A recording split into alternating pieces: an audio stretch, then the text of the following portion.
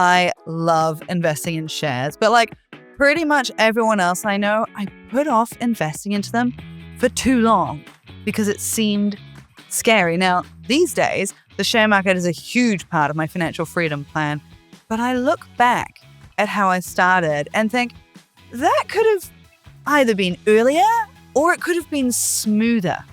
So to save you from the mistakes I made, or maybe just entertain you with those mistakes, here's what I wish I knew then and what I would tell my younger self if I could go back in time. Welcome to the Making Sense podcast. It's the podcast for people who want financial freedom without giving up their coffee. I'm Frances Cook, a financial journalist and fellow financial freedom seeker who makes money simple for you. And I actually have a free newsletter series that is designed to help you learn about shares, the share market, how to become a confident investor. It's called The Market Memo. You can sign up to that, francescook.co.nz/investing. I'll also chuck it in the show notes for you if you want more in-depth info. But until then, let's do the chatty version of what I wish I knew earlier. Because while I'm doing okay with my money now, hey, things could always be better. And it could always have happened faster. So here are the lessons I'd give my past self.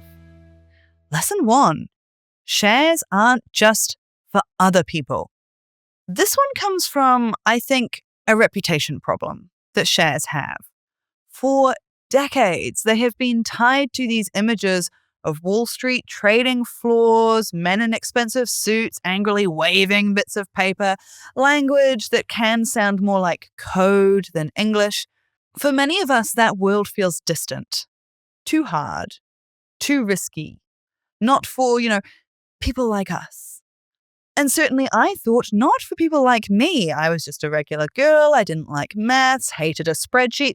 The business world looked confusing. I come from a little town, a family that didn't always have enough money. I was once legitimately given the career advice that I should work at a pharmacy because they sell pretty things there, and so I would like it. So it did not seem like I was going to be some big shot wheeler-dealer investor, which actually is nonsense. I mean, for starters, you can be anything you want in this life, and please flip the bird to anyone who would try to make your world smaller. But secondly, the share market can be easy to understand once you just start using normal words for it and ignoring the hype and the silliness. Look, even if your world does stay small, share market investing can absolutely be for you. It's actually crazy simple and easy to use. It's one of the most effective tools we have to grow wealth. If you want your money to work harder than a savings account ever will, this is where the action is. And financial independence is power. Power over your own life, your direction, and how the wider world impacts you. So much of freedom in life does take money. I wish that wasn't true, but it is. If you want to pick your kids up from school every day, that's a financial decision. It's going to have to work with your job. If you want to ensure you're nourishing your body with proper food, not just whatever's cheapest, that's a financial decision. This stuff really matters. And building financial independence through things like the share market can help normal people like us get there.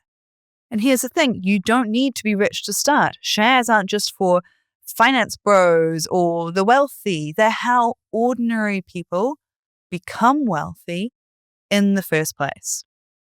I started with $5 a week. That was it. That was all I had spare. It felt small, almost silly, but it changed everything because starting small taught me that I could do this, as well as so many other important lessons. Which is why lesson 2, starting small is a superpower. A big myth is that you need a lot of money to invest. And hey, that's because once upon a time, it was true, not that long ago.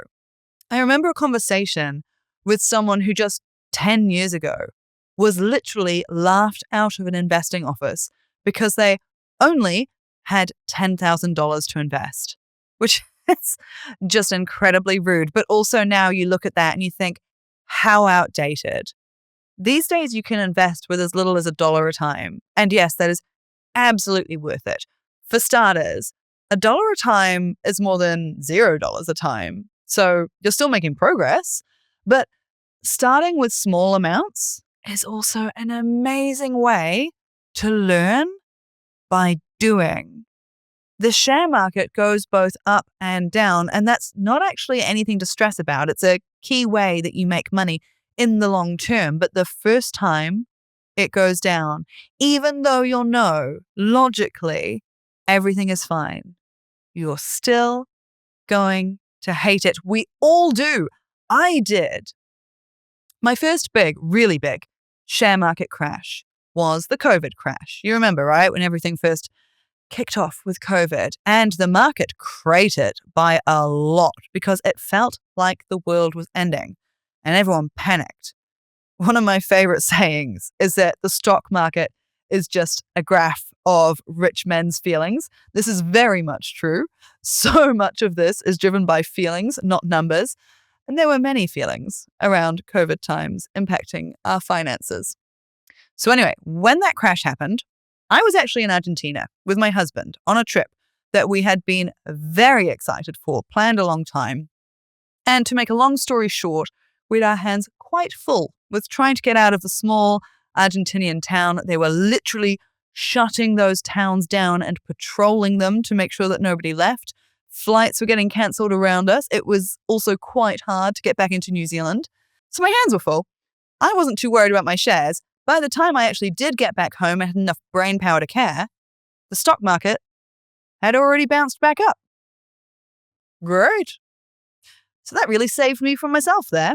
But who knows? If I hadn't been so entirely distracted, maybe I would have done something dumb with my money because I would have been as panicked about it as everyone else.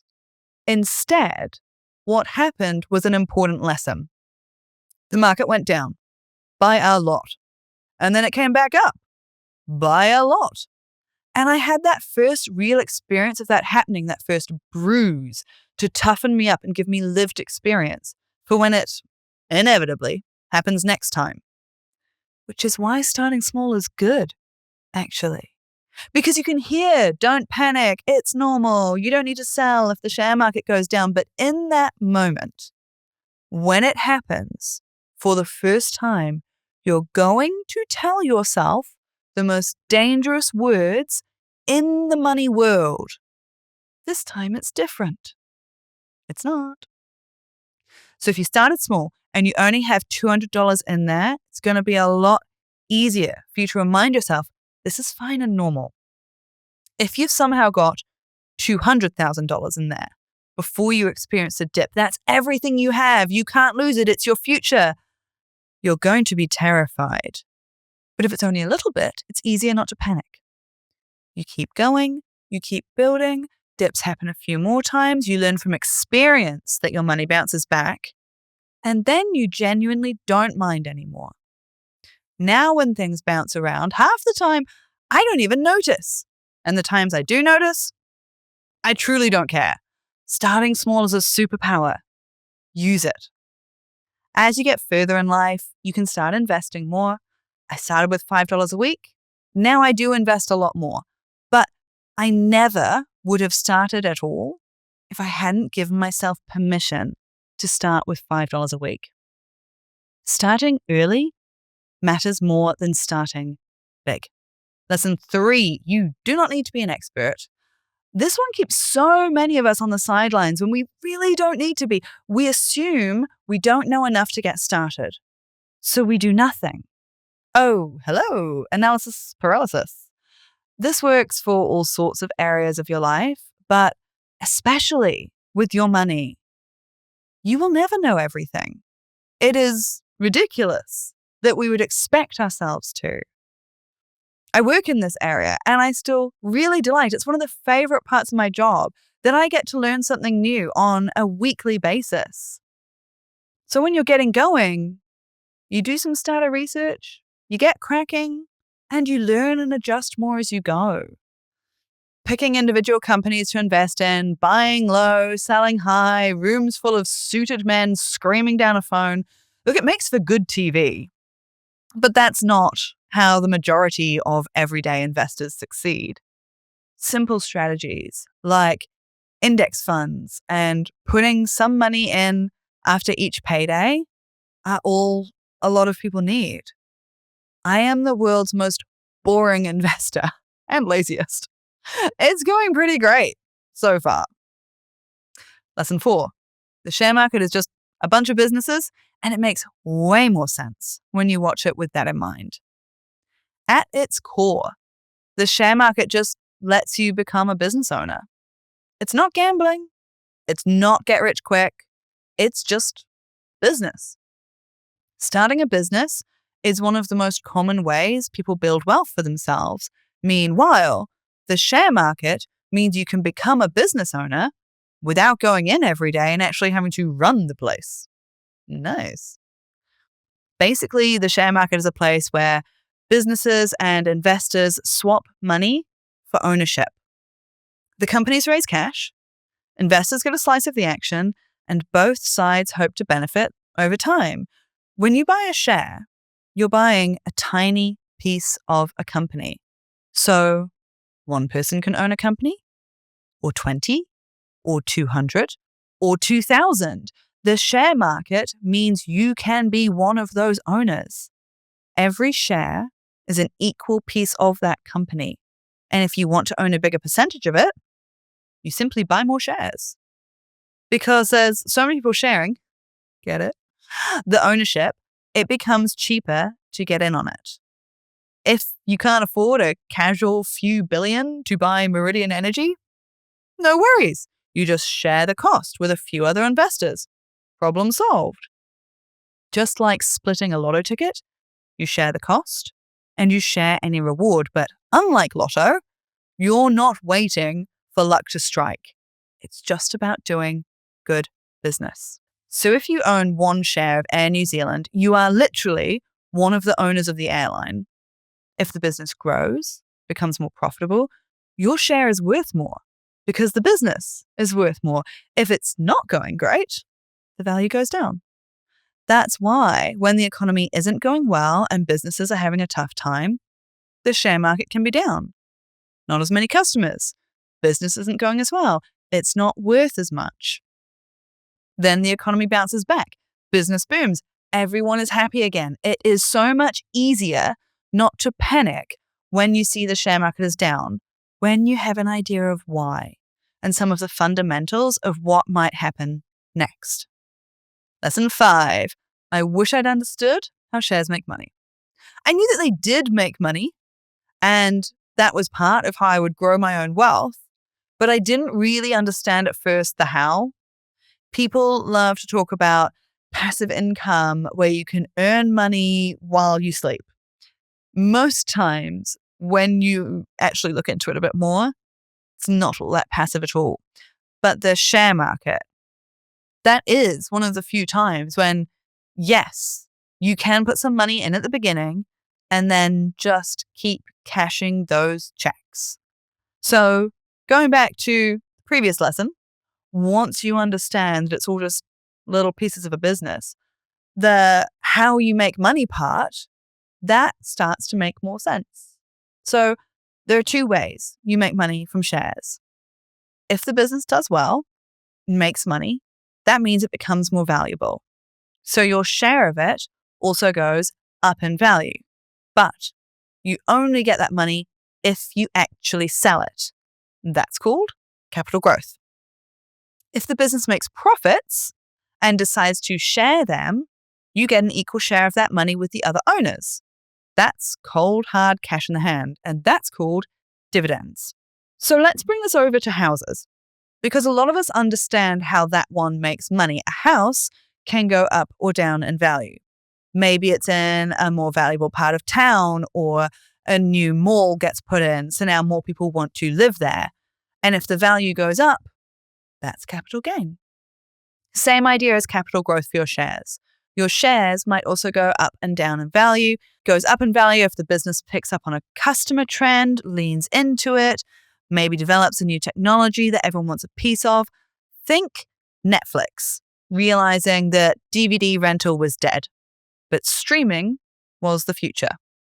So the business is going better. It's likely to keep doing well in the future. More people want in on it, so it's more valuable. And the flip side, right? Going up in value is one thing, getting cash is another. So you can also get income from a house by renting it out to someone. Someone is there using the space and they pay you for that each week. There's the cash in your hand. Dividends are the income part of your shares investing strategy. So dividend payments happen when the business makes a profit and doesn't have any other plans for the money. So it can give it out to the shareholders. When a company is deciding whether or not to pay out a dividend, it's basically deciding what it's going to do with its profits. So it does have to pay any bills first, pay the staff, keep the lights on, pay any rent on buildings, equipment, things like that. Then with what's left over, they decide what's next based on a few factors. Do we have future plans? Do we want to buy more equipment, maybe hire more staff, invest in technology that helps us make even more money? And if we do, is there anything left after that? And if we don't, how much profit is left? Anything that's left after all of that is what gets divided up between the shareholders as that dividend payment. So you've got growth investing, which is all about the potential and the value. You buy into companies that you think will be worth more later, even if they're not all that profitable now. Income investing is more about reliability. You buy into businesses that already make solid profits and pay them out. You don't have to sell anything to see results if there's a dividend payment. You get money and you still own your shares. Neither is necessarily better. They're just different styles of making money. Now, what about the how to invest? Because I know you've been sending me so many questions on that. Well, look, we're kind of already over time on this episode, but if you would like that, I can walk you through some really good investing strategies in the future episode. How I invest, other ways you might want to invest. We can do it. Drop your questions in the comments and I can get to them and I know what's important to you then. There is also, of course, my Market Memo newsletter. We're digging into investing strategies each and every week. So go to franciscook.co.nz/investing if you want to sign up to that for freezies. And I will also drop that in the show notes of this episode for you. Make sure you've hit subscribe to Making Sense. Send this episode to a friend if it was useful to you so that we can all level up our money together. Until next time, have a great day.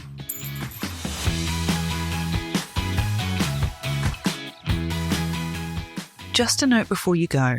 This podcast can only give you general information about how things work in most cases. It's not individual financial advice.